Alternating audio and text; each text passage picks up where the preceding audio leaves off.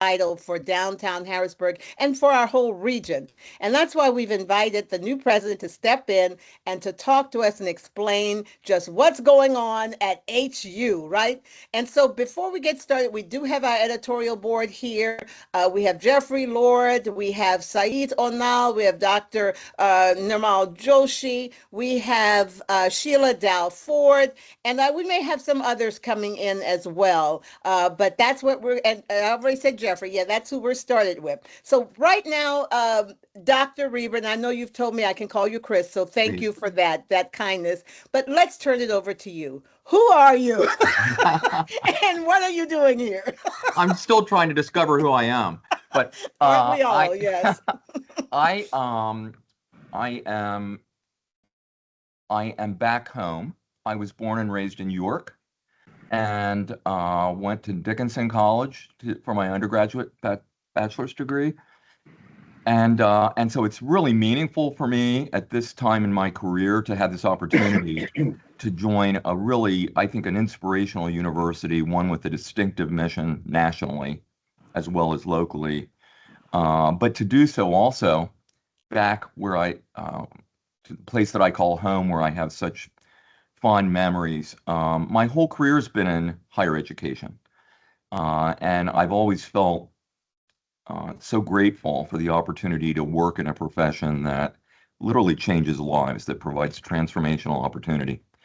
And we spend so much of our lives in our professional work, and to me, it's very gratifying to see the students we serve and the citizens we serve benefiting and having life-changing transformational opportunity. So I have been fortunate to have had a great experience in every college and university that I've served. I have found myself throughout my career working in good places with good people, every institution making an impact. But what I'm really particularly proud to share with you is most of my career has been in the Commonwealth of Pennsylvania, and I have experienced every sector of higher education in the Commonwealth of Pennsylvania, either as a student or as a professional. So I spent earlier in my career 18 years at Penn State Erie, the Barron College, a four-year and graduate institution of Penn State, a really spectacular institution where I grew and learned so much as initially a chief student affairs officer and then later a chief advancement and university relations officer during that institution's first comprehensive capital campaign. Um, our children were born in Erie. We raised our children in Erie. Then I spent 12 years at Clarion University of Pennsylvania between Erie and Pittsburgh as a member of the cabinet. My title was executive dean. I was an academic dean. Um, and then 4 years as president of the Community College of Beaver County, just northwest of Pittsburgh. And at a very critical time in that region and in the college's trajectory, because when I served there from 2014 to 2018, the Shell Corporation was building a $7 billion ethane cracker plant. I think maybe the largest corporate investment in the Commonwealth of Pennsylvania's history. It was 1 mile from our campus, and we were partnered with Shell to create the programs that would train their future workforce, principally in process technology. And we also had a nationally ranked aviation program. And it was a great 4 years. I then wound up moving to New Jersey, where I've been for the last 8 years. I've been president of a large, comprehensive, diverse community college serving about 24,000 students, literally in the shadow of the Statue of Liberty in Hudson County, New Jersey, just across from the Freedom Tower. And that was inspirational as well. And, I love almost everything that I have the honor of doing as a university president, but there's nothing that I love more than interacting with our students. And they inspire me at every institution I've been at. So I left Hudson County Community College principally because I strive to be a servant leader in my leadership. I believe that when you're entrusted to be president of an institution, it's for a specific moment in time in that institution's history and trajectory. And um, I view my role as one of helping the entire helping all those that I lead and support um, identify shared values and goals and dreams, and then lead and support the engagement of everyone for continuous improvement around those shared goals. So uh, uh, I had been president at Hudson for 8 years, and we were on a continued trajectory of continuous improvement. And we when I left there, which was just last June, the college was at an all-time level of excellence in virtually every area. Enrollment had grown, retention was up, uh, strong finances, morale was high, and we had had 6 record graduating classes in the history of the college.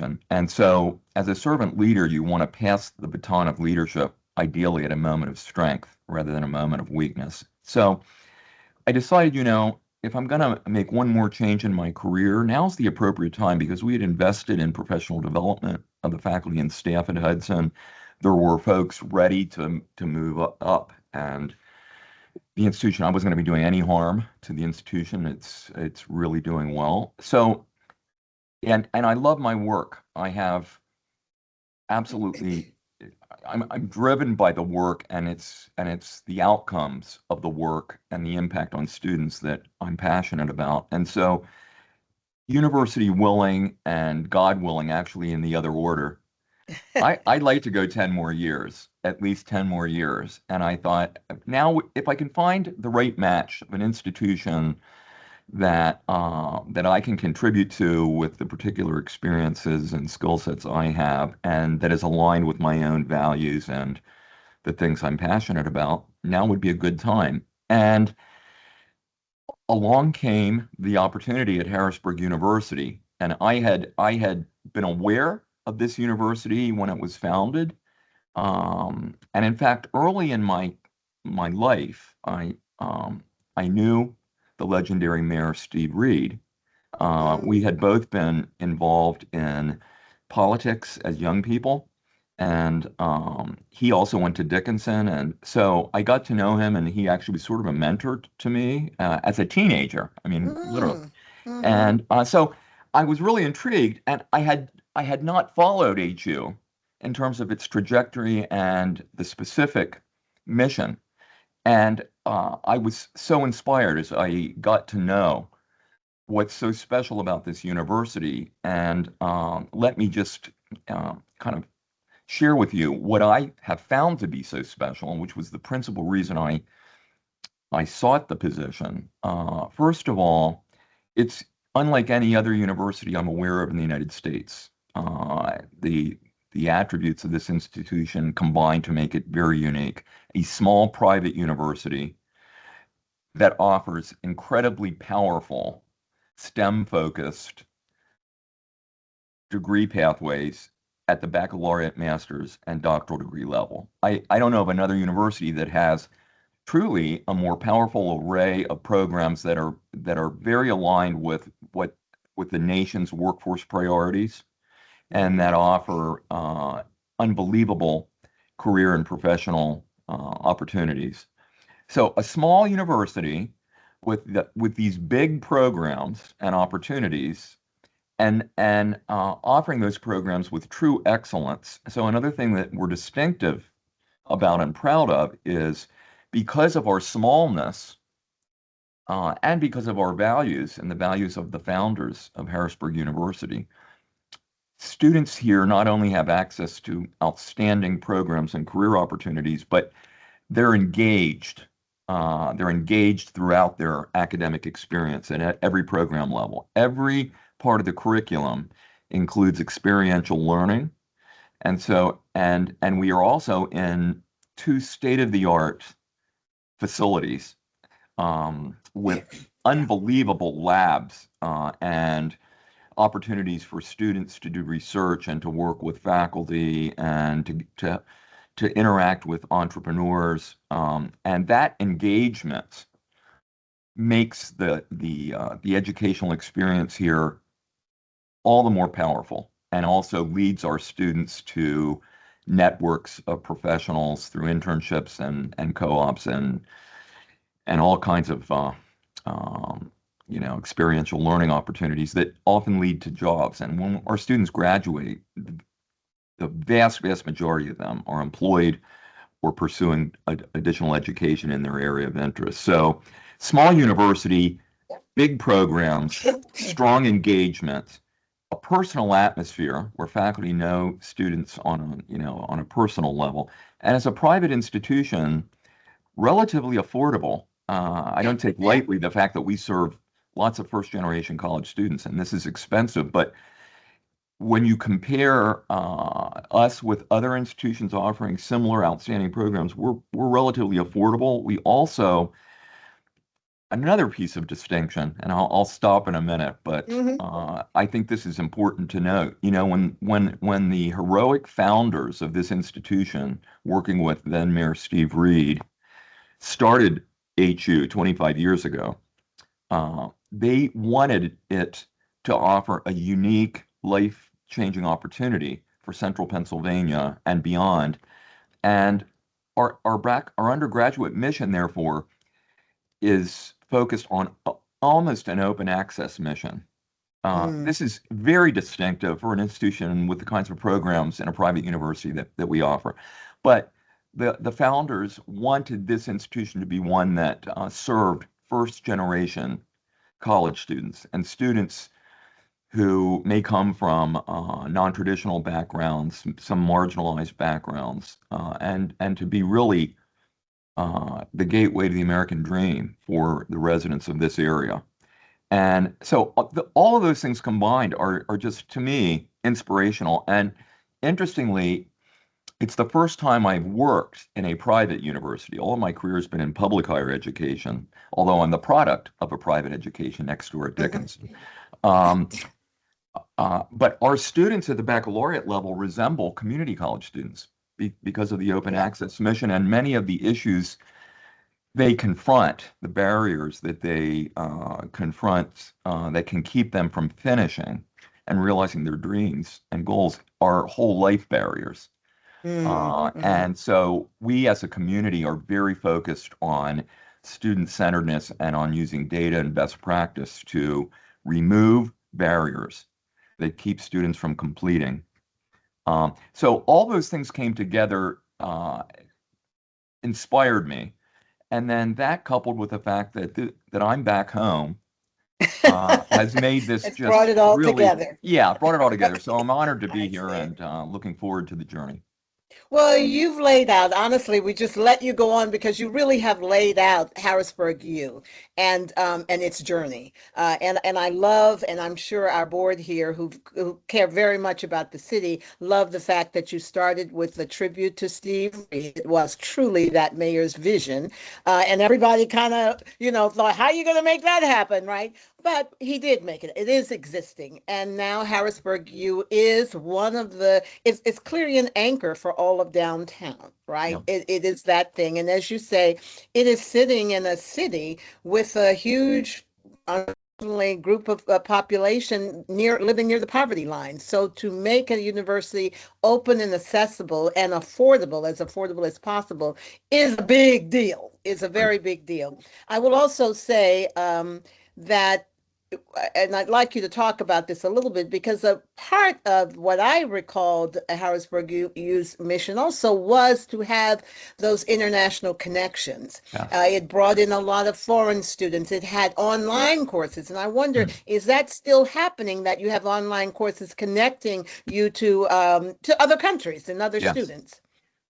Absolutely. Thank you for that. Yes, absolutely. So actually, the vast majority of our graduate students are international.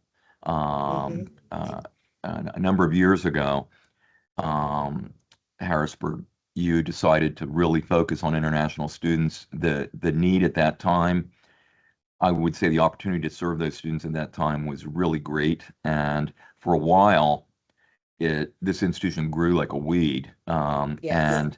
And we were partnered with an organization that has over the years helped us recruit international students. So that is over 90% of our graduate students are students abroad, from abroad, or who have emigrated here from abroad.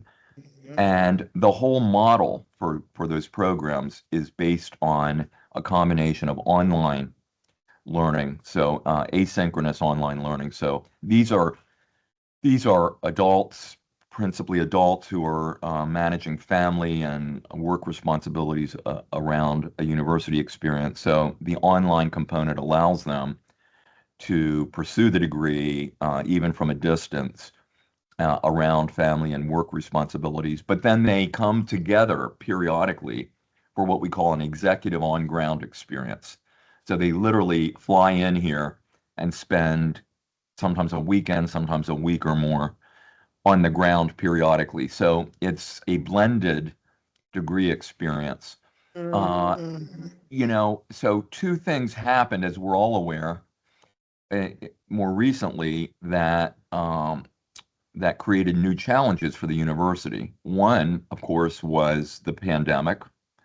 Yes. How we all got through that is unbelievable, and um, the timing couldn't have been worse for the university because we were under construction of an unbelievable 12-story facility, our health sciences tower. The construction started just before the pandemic hit, and the construction continued through the pandemic, and a huge investment was made. It really represented the next level of excellence for the university and has allowed us to add to the health-related dynamic programs we do. But coming out of the pandemic, we all know property values declined in Harrisburg. Now we had government workers that weren't on ground that affected the economic development of the community. And the value of that building that had just been built Yeah. diminished dramatically and put the university in a position of not being able to afford the bond payments. Mm. Yeah. And uh, the other challenge is all of our eggs were in the international student basket, and along came challenges with immigration and visa holding status, and these challenges now including a new duration of stay rule that has been implemented at the federal level, uh, have made it more difficult for our international students to come here and stay here and complete here. And so international enrollments at every college and university I'm aware of have declined, and usually pretty significantly as a result of these external challenges. One of the I have always found myself uh, attracted to institutions that I sometimes refer to as diamonds in the rough. Yeah. Institutions that have really strong missions and outcomes, and also have some challenges that make it so meaningful when you can work through those challenges and help the institution not only survive but thrive and grow. And that's where we are right now. So we're in the process of negotiating with our bondholders. We're trying to Mhm. restructure those payments. We have a plan to outgrow our two facilities in the coming years, and we're being very respectful and responsible in that process. And meanwhile, we've come through 2 years of trying to close a structural deficit that resulted from the declining enrollment for the Yes. reasons I Yes. mentioned. And I have to say, I can't say enough good things about Dave Shankweiler, who served here for almost 2 years as interim president, who was in We fact a we we found. call him Miracle Man. That's what we call Yes, he is Miracle Man. He is yes, Miracle yes. Man. And he also, as I've gotten to know him, we share so much in common in terms of our philosophy of leadership, our servant leadership, and our inclusive our belief in inclusivity, diversity, equity, and inclusion. Yeah, I said those words, and Yeah. I live by that. Uh-oh, the world is coming to Um, an end. so Dave was able to lead the university through largely addressing the structural deficit and getting us back to um, nearly being expense neutral. Hmm. Well, not quite, but nearly. And so that work continues. We are at the same time continuing to stabilize the current financial challenges. We're almost there, but being very disciplined about spending while simultaneously positioning the university for a sustained upward trend of enrollment growth.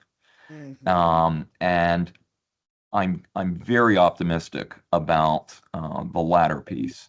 And what we are doing right now, because of the attributes that I spoke about that make this university distinctive, um, we are in the process of diversifying our enrollment. So we're no longer going to rely only on international enrollment in these dynamic programs. We're gonna keep our international students.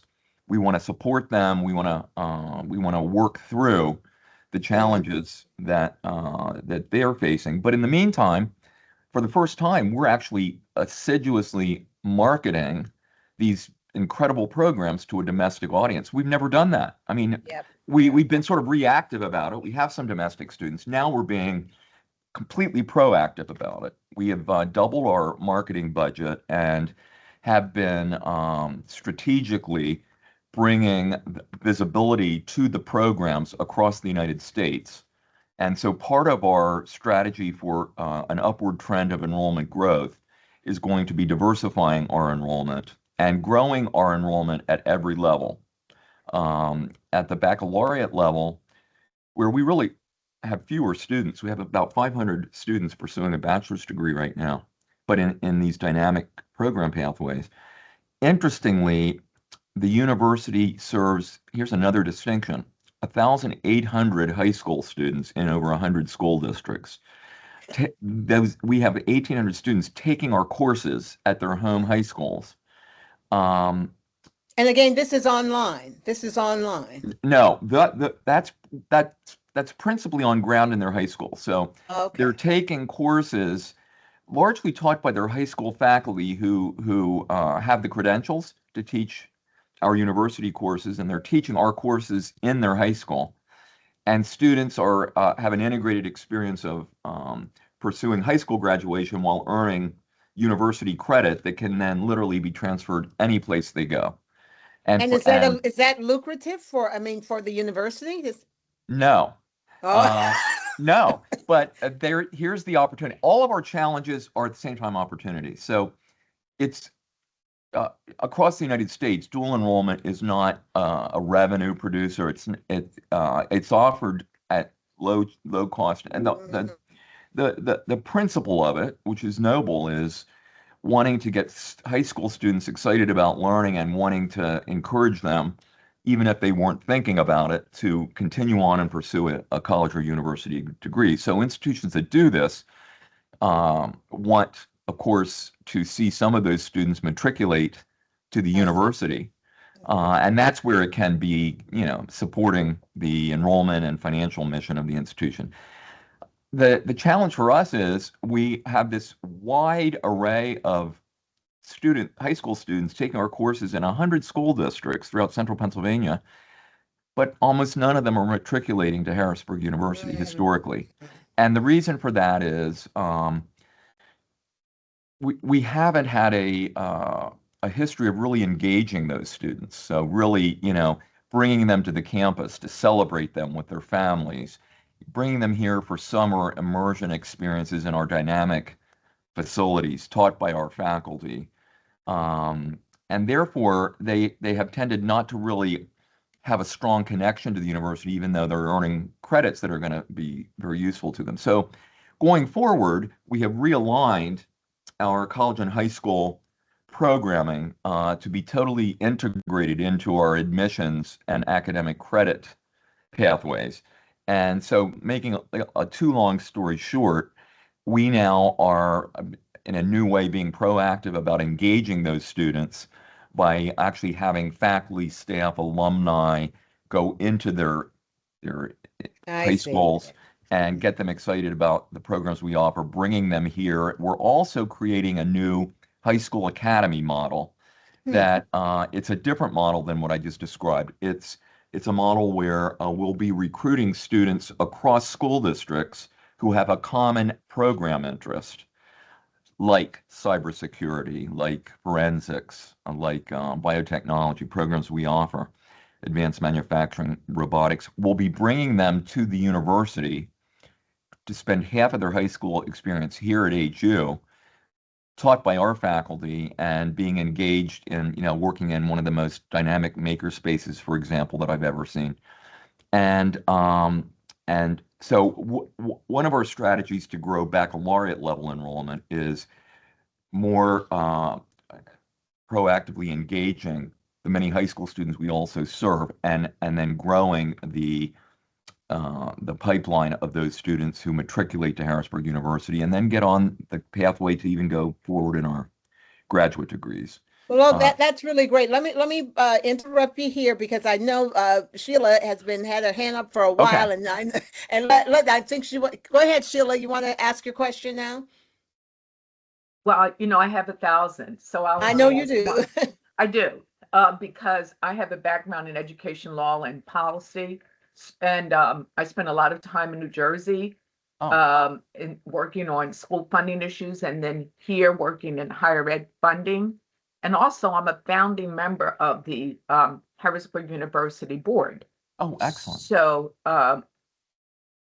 the reality is that I was there when the sort of the mission was struck, when it was established. And as with any institution, there is mission drift for various reasons. I mean, it happens, and so there are real, as you said, Chris, real opportunities and challenges. Um, I am going to focus on a couple. Okay, one is that a large part of the funding that was leveraged for Harrisburg University, as you know, comes from the Harrisburg School District, and I'm sure that you've heard that. And I was there, so I know that's true. And there was, as a part of that, there was the obligation, of course, to really work with the school district. And I would like for you all to really recommit to that, what I'd like Yes, to see. And I'd like for you and I talked about this very we briefly did. in passing at the Yeah, Hilton, which yeah, is where sometimes life happens. yeah. But I would like to hear about that rearticulated commitment that has been a focus of mine, and I would like to explain where it comes from. As a native of Philadelphia, where there are all those institutions of higher ed, and as a person who grew up there, those institutions of higher ed had to interact with the student population all the time and pull them into their doors. I need to see Harrisburg U do that, and reaffirm that commitment and to look at that. A and B, there is an opportunity also to make Harrisburg University the Lidditz, okay, in a way that Lidditz has become this place for media. It has this specialized approach, and so I can pick up the New York Times and read about Lidditz, PA, and what it has done in the maker space of looking at music technology and the like. Okay, um, a bit like Full Sail, I guess, in Florida, but even more profound, I think. Harrisburg University has the opportunity, it seems to me, to do something like that in that technology space. And So let's let him and answer, Sheila. I would Let like, let's but I just want to finish this statement. Yes, I would like to hear your thoughts about that, and they have to be more inclusive as they think about that. Thank you. Okay. I, Good, good. I would just say everything you said is a priority for us. It is front and center in our efforts to grow the university. And I think it's ironic, and I've learned this in my career, when you do the right things that are mission centric, often the other things fall into place, right? And what you've described has been exactly the experience I've had with engaging in high schools. In New Jersey, in Jersey City, our community college was serving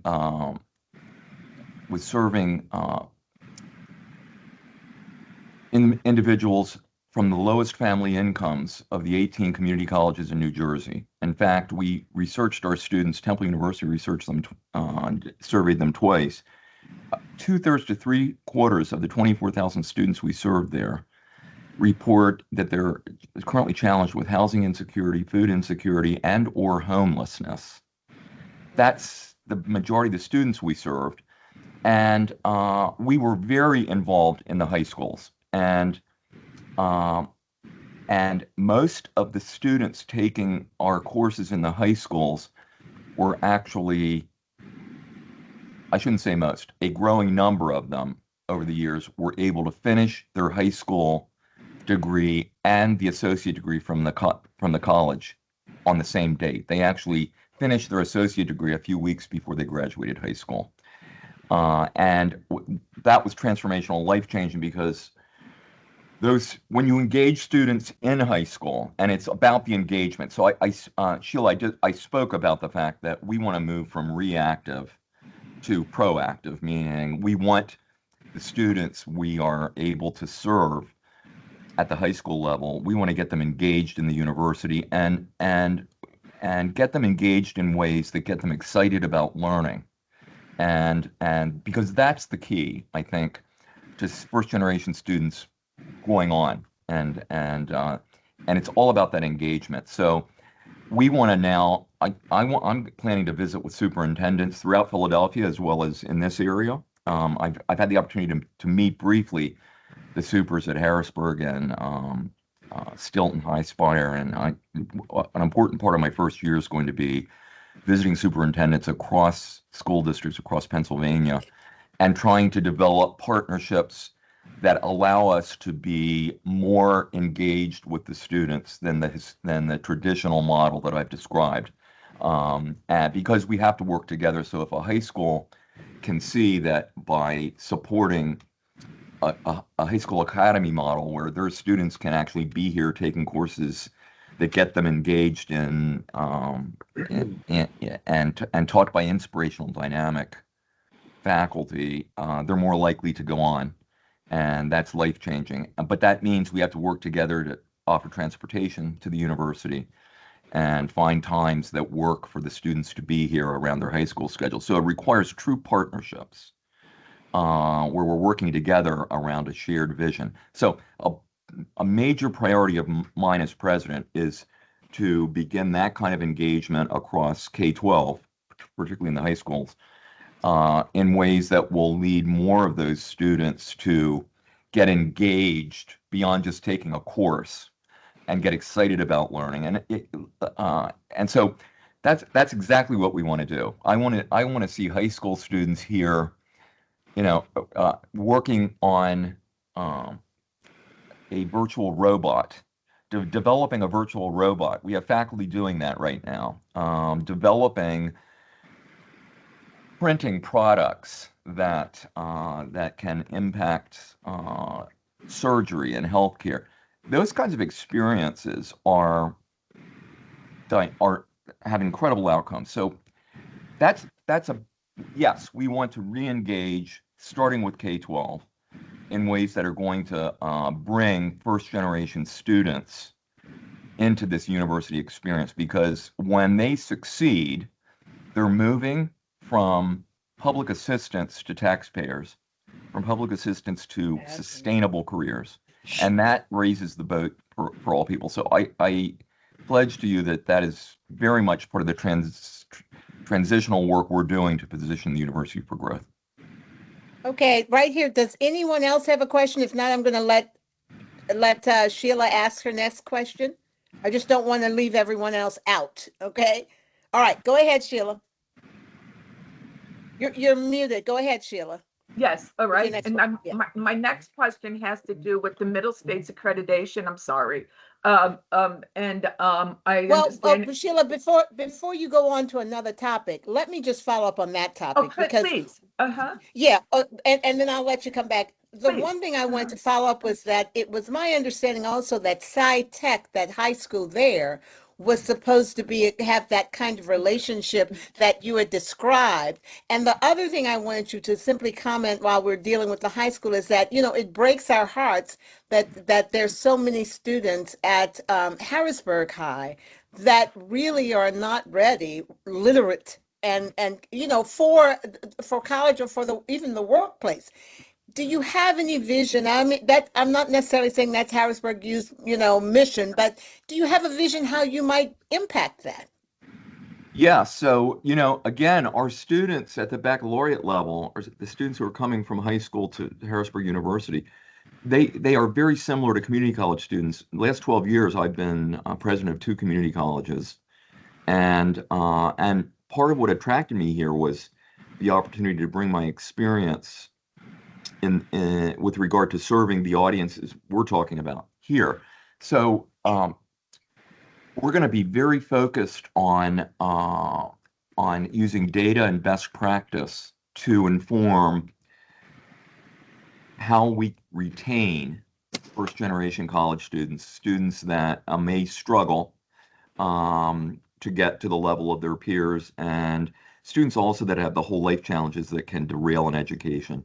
And so we've created a new, very specific, data-driven student retention plan for the next 4 years, Mm. and are going to be increasingly supporting our students in ways, particularly at the baccalaureate level, in ways that will be sort of intrusive, but in the best sense of the word, in ways that will help them remain enrolled, being able to have an early alert system that lets us know when a student's having a challenge so we can address it at the soonest possible time, and creating lots of supports, Okay. co-requisite So learning, et cetera. so you're aware of that and going to be assertive, let's say, in that realm. Okay. It's Very good. part of our overall strategic enrollment management Okay. goals. It's not just about recruiting new students, it's about keeping the students you have and getting them to the finish line. Okay, Sheila, go ahead with your next topic. Okay, so certainly let me say this. I want to, first of all, give a vote of confidence to what I've heard thus far. I Thank think you. it's very important, and I think you need support, and you have the background knowledge and expertise, the experience, I think, that is absolutely necessary if this ship is going to really remain afloat and really find its moorings, reestablish its moorings. In that regard, there is the financial challenges that are presented. And I mean, everybody knows you can't, use international students as the basis for funding a university. That's just not, I mean, it may be a component of it for a large university, but it's a real challenge. Middle States is I know that the Middle States accreditation process, I think, is here again. I looked at the website, and so here's the question: how do you talked about uh, renegotiating, I guess, some of the bonds and the like. Can you talk about in some a little bit more detail what it is you're doing? And also, notwithstanding the fact that you are a private university, I do believe that transparency is a critical factor, because I do think that, as Joyce said at the outset, she said a couple really good things, many good things, Joyce, thank you. One of which was, okay, really talking about Harrisburg U as an anchor. That was as an economic driver within the city. That's so critically important. And that means that we have to inform the public about the necessity of maintaining this institution. Thank you. Hope you understood that. Yes. Would you like me to comment on that? Yes, yes, Yes. I always please. want you to comment. Yes. um, yeah. So our our strategies for increasing the financial strength of the university are squarely focused on enrollment growth, because when our enrollment grows, our revenue grows, and frankly, we want in the future to grow our enrollment. So that's mission centric, right? We'll be serving more people. And we have programs that if the enrollment grows, it generates net revenue. And so that's the key. And what we wanted, and so the ingredients of it are, I mentioned how we're trying to grow at the baccalaureate level. I mentioned the strategies for that. I mentioned that at the graduate level, it's about diversifying our enrollment and growing our enrollment by, for the first time, developing programs and recruiting students from across the United States, but and in particular from Central Pennsylvania, which is where we are. And so we've been on, this predates me, but the university's been on I think, a pretty entrepreneurial and creative process of trying to turn the ship and trying to begin to incentivize diversified enrollment and growing enrollment. And I could get into as much detail as you want, but let me share that's going to be another principal area of our strategic planning that I'm going to be trying to lead and support as president. I'm happy to share with you that in spite of the duration of status rule that just came out 3 or 4 weeks ago, that presents some new challenges at the graduate international level, we have also been expanding enrollment capacity in our dynamic doctoral programs. Because for current students we're serving who are international, many of them are seeking a second master's degree because that gives them more time in this country, and that's their goal. Now, with the new duration of status rule change, an international student can't pursue a second master's degree, but they can go from a master's to a doctorate. And we have been assiduously working on helping current international students know that they have the option of going from the master's to the doctorate, while also beginning to design new graduate opportunities for domestic students. So you're probably aware of our new Doctor of Physical Therapy program that we have created in partnership and with the generous funding support of Select Medical. This is designed for domestic students, and it just started last January, and we already have 99 students enrolled in this program from some 12 or 14 states, all domestic. And in our first month of the 2027 fiscal year, I can share with you our enrollment is up significantly. We are, because of the changes we've been making that I mentioned in the doctoral degrees and the introduction of a new doctoral program with more in development, our doctoral student enrollment at this moment is up 413%. Now, the numbers are pretty small, but we have 354 accepted doctoral students coming here next week compared to 69 last year at this time. 354 compared to 69. At the master's level, in spite of the new challenge of seeking a second master's degree, which so many of our students do, we are actually up over last year, 593 incoming students to 482 last year. That's an increase of 23%. And our university-wide new student enrollment this year compared to last year at this time is showing an increase of 272 new students. That's 886 today compared to 614 on this date last year. That's a 44.3% increase. Those increases have begun to show up in our financials. So we've been recruiting these students over the summer, and the first month of our new FY27 fiscal year, for the first time in I think the foreseeable past, we are ahead of budget on revenue significantly, and we are under budget in expenditures. In other words, we're spending less than we're budgeted to spend through continued financial discipline. And so the first month of the new fiscal year is showing incredible improvements in financial strength. The key is that we want this to be a harbinger of what we're going to see as an upward trend of enrollment growth. And I think we are really positioned well to achieve that upward trend for the reasons that I have spoken about, and there are others as well. So if we're able to do that frankly, we're going to see this university begin to not only address its current structural challenges, but we're going to be able to start to see net revenue, and that then puts us in the place that we want to be eventually, which is to reinvest in continuous improvement that will allow us to get better and better at everything we do, including keeping our students enrolled, getting them to the finish line. And, when our students succeed, the university succeeds. And so, I found in the last 8 years at Hudson, we were investing in retention and completion. We were investing in employee professional development.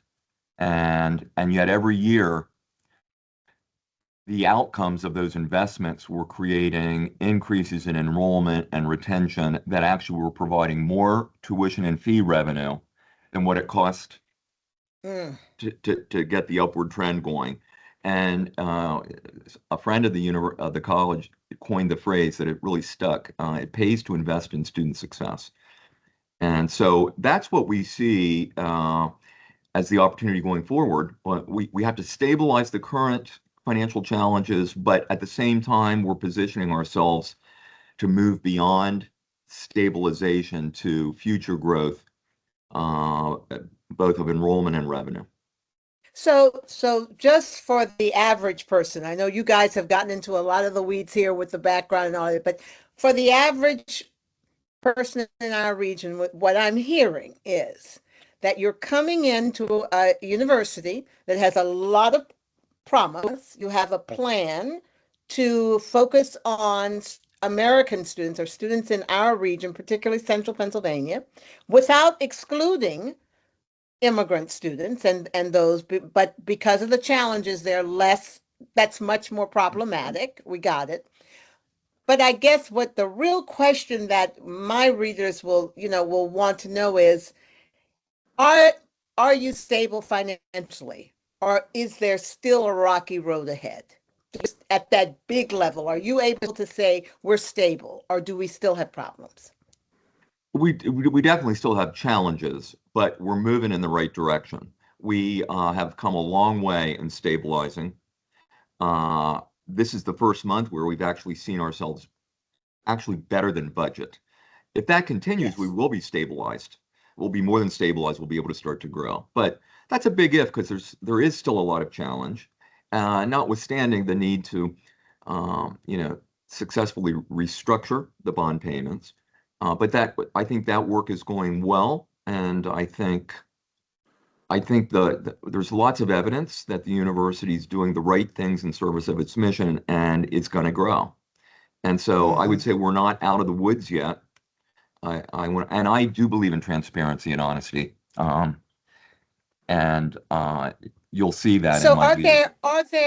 there timelines that we can come back and say, like I expect in 6 months to be here, or I expect in a year that we will do this? Is there something that we or that you're looking to track that will let you know that yes, we really have gone through the worst? Yeah, it's interesting. We're in a catch-22 situation. So, we're trying to stabilize through expense discipline while Yeah. trying to grow for future success. And it's a balancing act. So one of the things, it's a little. I've only been here 2 months, so it's actually too soon for me to be able to be really specific, confident in being really specific about where we will be and how long it will take to get there. What I am becoming very confident about is we know what the pathway is for the continuous improvement. I think this coming year will really help us define some of the metrics for outcomes. We want all of our goals to be challenging but achievable. Yeah. And I just don't know exactly how long it will take for me to be able to answer your question and say, we're out of the woods, we're completely stable, and we're growing. But I sort of think and hope that by the end of this coming year, we will be in a Okay. We'll position see to some. do that. That's Okay. that's that's my hope. That gives us something to look forward Mhm. to. And if anyone has any questions, please raise your hand or chime in. But there is just one thing that keeps, bothering me a little in the background is, realizing that for so many years, all of our universities were being warned, right, of this demographic cliff. There aren't enough students. And now they're all in our area. We've got a lot of universities and colleges competing for the same dwindling number of students. That doesn't bother you a little bit with with Oh, what it your bothers. focus I is, I recruiting those same students. I'm absolutely passionate about this. And across higher education, I have been for half of my career uh, talking about this issue. When I spent 12 years at Clarion University of Pennsylvania, Oil City, Titusville, Franklin area, very rural part of Pennsylvania that has been losing population since the oil industry left. And so I was there from 2002 to 2014, and it was all about stopping, trying to move away from all 14 public universities in PASHE competing for the same students that were becoming a smaller and smaller proportion of the population, and and growing by serving a more diverse array of students. Pennsylvania is one of the oldest states in the nation, oldest in terms of the age of our population, and maybe just behind Florida. And we have an incredible number of adults that have earned some credits but have never earned a credential across Pennsylvania. Um, Mm. and traditionally, schools haven't been trying to find ways to serve those students. It's been trying to serve traditional students. And so at Clarion, much of the work I was doing there was finding ways to work outside the box to serve returning adults with some credits, no degree. Online became an important part of that, but also creating programs in partnership with other organizations. In a rural area like that, you can't just use the traditional model of, well, if we build the program, they will come and everything will be fine. Yeah. There was a large spectrum of need in that community, of training need, but not the population that would fill seats in each of those programs. And so what we did, I was actually leading an associate degree granting part of Clarion at that time. And we partnered with accredited licensed technical education partners, including proprietary institutions like First Energy Corporation. We partner with them to train their line worker workforce. These partners offered the technical education because they already had the faculty, the trainers, the facilities that comprised half of the degree we were providing. We offered the general education business support courses that supported all of the different technical concentrations. So we could have full classes on the gen ed side. And together, we were able to do things we could not have done on our own. So that's partnerships are an important part of the, I think, dynamic here as well. So Harrisburg University, unlike what you mentioned, and I think it's absolutely true, too many schools are looking for the very same students, as opposed to, I strongly believe there is a place for every part of higher education, for every sector of higher education. There's enough need in terms of educational need in the Commonwealth and beyond. But the way everybody can succeed is by being really good at their distinctive mission and not having a duplication of the same programming and efforts, but each doing what it does well and coming together actually to find win-win ways of building pathways for students to move from a community college to a four-year school to a graduate program in ways where we come together, we create the programs and teach them together. We make it possible for students to be recruited at a community college, but know they're on a track to get to an MSN here. So that's how we are going to be successful. Our mission's distinctive. So we're the only university or college in Harrisburg. I think this might be the only example in the United States where there's just one institution in a capital city. And so we're inextricably linked to the revitalization of Harrisburg in this area, but it's also a distinctive part of our mission. So we're offering degrees at the graduate level that are somewhat distinctive, and we're going to be working with HAC and Reading Area Community College. In fact, I'm going to be having dinner with HAC's new president. It turns out we have a mutual friend in Tennessee who is flying up here to introduce us to one another and take us to dinner. Oh, And I'm wow. really looking forward to that. But Well, I, we will. Yep. well, I was just going to say, so I one was of the going to say things we we'll be, will be. go ahead. I'm sorry, Joyce. No, I was going to say we will be actually speaking to the new president of HAC next week. Okay. Next week in the editorial board. Yeah. You can tell him that I said this because I won't have met him yet.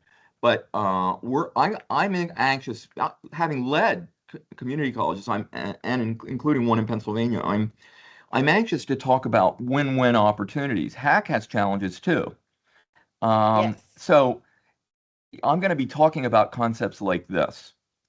At a community college, I can tell you from experience, almost 100% of the students who started a community college have as their goal completing a bachelor's degree and or beyond. Almost 100%. Unfortunately, far fewer ever get there. And yet students that are starting at a community college, that's their goal. So why don't we come together? And HAC has a pretty vibrant nursing program, which is a pretty important part of our economy and need. Why don't we come together and create an RN to MSN pathway that allows a student to start at HAC and complete their RN completion program, but know they're already on a pathway where all those credits are going to transfer onto a pathway that can take them all the way to our Master of Science in Nursing program. It might also overlap with UPMC's diploma program that we offer here at the campus, and then we recruit the students together to a pathway that takes them beyond the community college. This is win-win. The students want that pathway and that opportunity. It's going to excite them to know they're on a very specific pathway to go even beyond the HAC's associate degree. It's easier for HAC to recruit even more students that might be attracted to this win-win pathway. And we will see more students transferring here into our graduate programs from HAC. Win-win, win-win. So we're going to be looking for those kinds of win-win opportunities. We don't view ourselves in competition with any other part of higher ed. We view ourselves as wanting to be in partnership. Very good. Well, we have certainly covered a lot of territory. Go ahead, Jeffrey. We're almost at the end, but go ahead. Yeah, I just wanted to know, you mentioned you went to Dickinson. I'm sorry for that. I went to Franklin and Marshall. But I was just curious, do you do any work with the private colleges like that around the state? As a matter of fact, I have a friend from New Jersey that introduced me to F&M's new president, and we're going to be meeting at some point. Wow. So I just 2 or 3 days ago, I just met with the president and vice president of ACUP, the Association of Independent College and University Presidents, and we're definitely wanting to build pathways also with other privates. Because of the distinctive programs we offer, there are some real win-win opportunities for students to move from a bachelor's or even a master's degree at another private institution into our master's or doctoral degree programs. Once again, it's all about the details, structuring the pathway that allows them to move from one institution to the other. But as we find those opportunities, we can both benefit. And I'm going to be wanting to develop relationships with literally all of the institutions in our area, public and private. Oh, that's great. And let me share, at Dickinson, I majored in Latin. And I have never regretted that to this day. We're a STEM institution, but the humanities are important here too. And I just went to a day-long gen ed meeting of our general education faculty here. An important part of our curriculum is teaching students the skills they need for effective reading and writing and problem solving, and that's important in every profession. Mm. And so I'm also meeting next week with someone that wants to explore providing funding opportunities to infuse arts appreciation into the university, the life of the university, and actually bring the A into STEM to create STEAM Yeah. with a curated art collection throughout the university, exposing students to who might not have a background in appreciating the arts to gaining that appreciation, and particularly with art related to the programs we offer. So. Well, very good. We have covered a lot of territory. Thank you. So, and I apologized earlier because I know right now his schedule must be extraordinarily hectic, and he's meeting people, as we've heard, and he's got a lot of numbers to go through. So, with all of that, I want to thank you again for joining us and welcome you to Harrisburg. We will be wishing you all the best, and also standing with you to help support Harrisburg youth. So, with that, I thank you so much, and we'll be reaching out again very soon. Thank you so much. It's been a All pleasure. right. Take care. Bye bye, everyone. Bye-bye. Bye.